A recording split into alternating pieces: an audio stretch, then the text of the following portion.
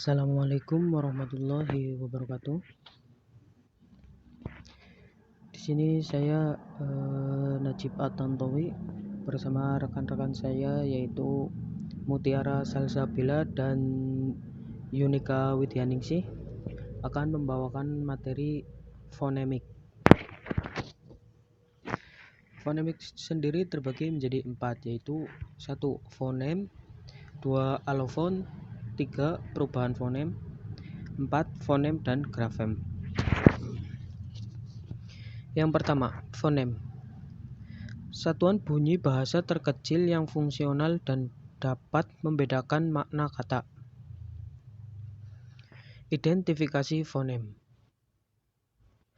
Untuk mengetahui apakah sebuah bunyi merupakan fonem atau bukan, kita harus mencari sebuah satuan bahasa, biasanya sebuah kata yang mengandung bunyi tersebut, lalu membandingkannya dengan satuan bahasa yang lain yang mirip dengan satuan bahasa pertama. Jika makna kedua satuan bahasa itu berbeda, maka itu adalah fonem. Jika sama, maka bukan fonem. Misalnya kata laba dan raba. Kedua kata itu mirip. Yang pertama terdiri dari bunyi LABA dan yang kedua memiliki bunyi RABA. Jika kita bandingkan, ternyata perbedaannya pada huruf pertama, yaitu bunyi L dan R. Maka dapat disimpulkan jika huruf L dan R adalah dua fonem yang berbeda. Selain itu, untuk membuktikan sebuah bunyi merupakan fonem atau bukan, harus dicari pasangan minimalnya. Klasifikasi fonem.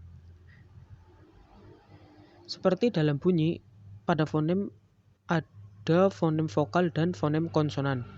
Namun jumlahnya terbatas, karena hanya bunyi-bunyi yang dapat membedakan makna saja yang dapat menjadi fonem. Pada tingkat fonemik, ciri-ciri prosodi seperti tekanan, durasi, dan nada bersifat fungsional, dapat membedakan makna. Misalnya kata greenhouse, bila tekanan dijatuhkan pada unsur green, maka berarti rumah kaca. Namun jika ditekankan pada unsur house, berarti rumah hijau. Lalu yang kedua, alofon. Merupakan bunyi-bunyi yang merupakan realisasi dari sebuah fonem. Contoh alofon dalam bahasa Indonesia. Misalnya fonem O memiliki dua buah alofon, yaitu bunyi O seperti pada tokoh dan bunyi O seperti pada kata toko. Alofon-alofon dari sebuah fonem memiliki kemiripan fonetis. Artinya banyak mempunyai kesamaan dalam pengucapannya. Atau jika dalam peta fonem, letaknya masih berdekatan atau saling berdekatan. Tentang distribusinya, mungkin bersifat komplementer, mungkin juga bersifat bebas. Distribusi komplementer yaitu distribusi yang tempatnya tidak bisa dipertukarkan atau meskipun dipertukarkan tidak akan menimbulkan perbedaan makna. Contoh fonem P dalam bahasa Inggris memiliki 3 buah alofon, yaitu beraspirasi seperti pada kata face, yang tidak beraspirasi seperti pada kata space, dan yang tidak diletupkan seperti pada kata map. Ketiga macam alofon fonem P itu tidak dapat dipertukarkan. Distribusi bebas adalah bahwa alofon-alofon itu boleh digunakan tanpa persyaratan lingkungan bunyi tertentu. Misalnya bunyi O dan O adalah alofon dari fonem O, yang pada kata obat bisa dilafalkan obat atau obat, dan kata orang bisa dilafalkan orang, bisa juga orang. Yang ketiga, perubahan fonem. Ucapan sebuah fonem dapat berbeda-beda, sebab sangat tergantung pada lingkungannya atau pada fonem-fonem lain yang berada di sekitarnya. Misalnya, fonem O, kalau pada silabel tertutup, akan berbunyi O, contohnya oncom dan tokoh. Dan jika pada silabel terbuka, akan berbunyi O, contohnya obat dan toko. Namun perubahan pada kasus fonem O dalam bahasa Indonesia ini tidak bersifat fonetis, yaitu tidak mengubah fonem O menjadi fonem lain. Dalam beberapa kasus, pada bahasa-bahasa tertentu, dijumpai perubahan fonem yang mengubah identitas fonem itu menjadi fonem yang lain. Kasus perubahan fonem, asimilasi dan disimilasi. Asimilasi adalah peristiwa berubahnya bunyi menjadi bunyi yang lain sebagai akibat dari bunyi yang ada di lingkungannya, sehingga bunyi itu menjadi sama atau memiliki ciri-ciri yang sama dengan bunyi yang mempengaruhinya.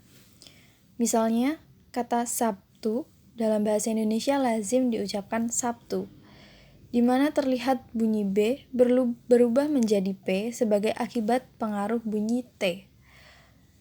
Jika perubahan menyebabkan berubahnya identitas sebuah fonem, maka perubahan disebut asimilasi fonemis.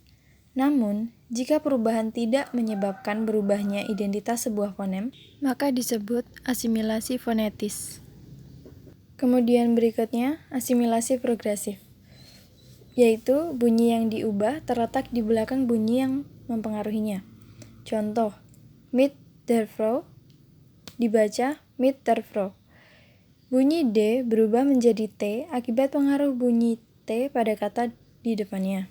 Kemudian selanjutnya asimilasi regresif, yaitu bunyi yang diubah terletak di muka-muka bunyi yang mempengaruhinya. Contoh, perubahan bunyi P menjadi B pada kata op the weg. Kemudian asimilasi resiprokal, yaitu perubahan terjadi pada kedua bunyi yang saling mempengaruhi sehingga menjadi fonem atau bunyi yang lain. Pada proses disimilasi, perubahan itu menyebabkan dua buah fonem yang sama menjadi berbeda atau berlainan. Contoh, kata cipta dan cinta yang berasal dari bahasa Sanskerta cita. Bunyi double T pada kata cita berubah menjadi PT pada kata cipta dan berubah menjadi NT pada kata cinta. Selanjutnya, netralisasi dan arkifonem. Netralisasi adalah perubahan bunyi fonemis sebagai akibat pengaruh lingkungan. Dari pasangan minimal barang hingga parang, bisa disimpulkan bahwa dalam bahasa Indonesia ada fonem B dan P. Tetapi dalam kondisi tertentu, fungsi pembeda antara B dan P bisa batal, setidak-tidaknya bermasalah, karena dijumpai bunyi yang sama. Dalam bahasa Belanda, ada kata hard, keras yang dilafalkan hard. Lalu ada kata lain yang dieja hard, yang berarti jantung. Jadi, pelafalan kedua kata yang dieja berbeda itu adalah sama. Fonem D pada kata hard yang bisa berwujud T atau D dalam peristilahan linguistik disebut arkifonem. Lalu kemudian ada umlaut, ablaut, dan harmoni vokal. Umlaut yaitu perubahan vokal sedemikian rupa sehingga vokal itu diubah menjadi vokal yang lebih tinggi sebagai akibat dari vokal yang berikutnya yang tinggi. Misal dalam bahasa Belanda, bunyi A pada kata handje lebih tinggi kualitasnya apabila dibandingkan dengan bunyi A pada kata Hans. Penyebabnya adalah bunyi Y yang posisinya lebih tinggi dari bunyi A pada kata Hans.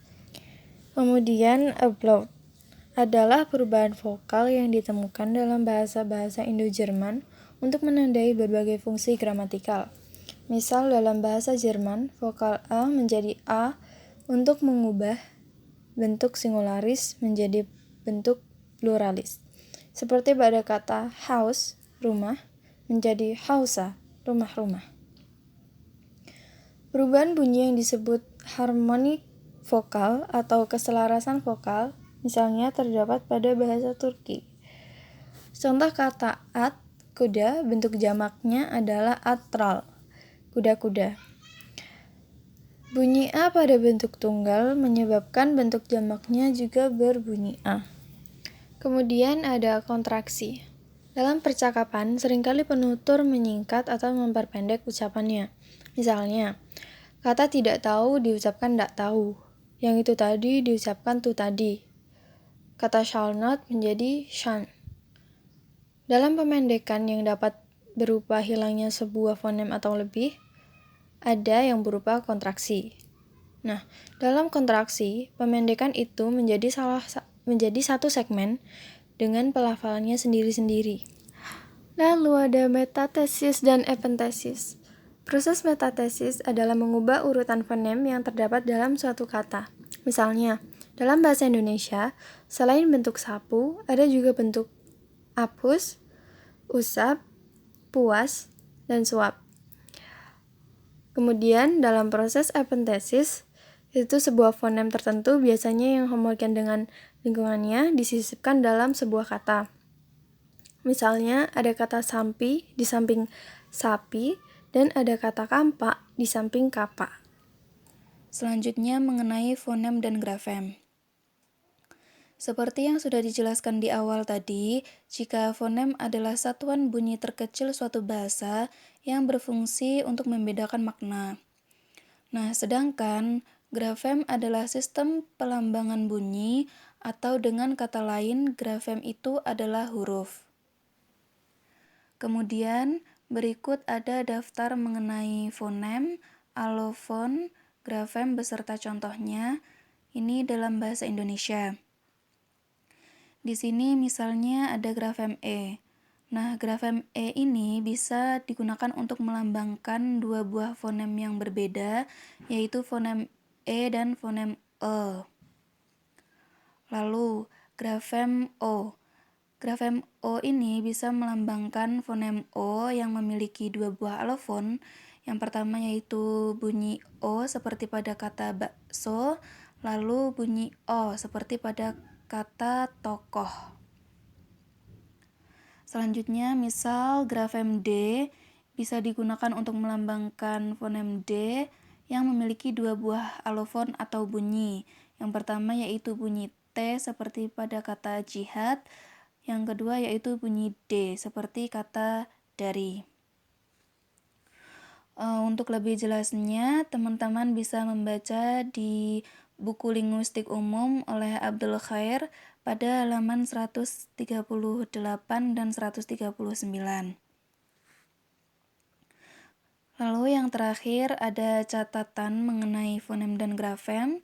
Catatan ini untuk memudahkan teman-teman dalam memahami daftar fonem dan grafem pada slide sebelumnya.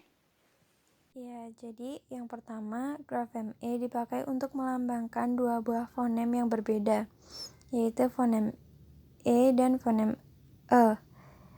Yang kedua, grafem P selain dipakai untuk melambangkan fonem P, juga dipakai untuk melambangkan fonem B untuk alofon P.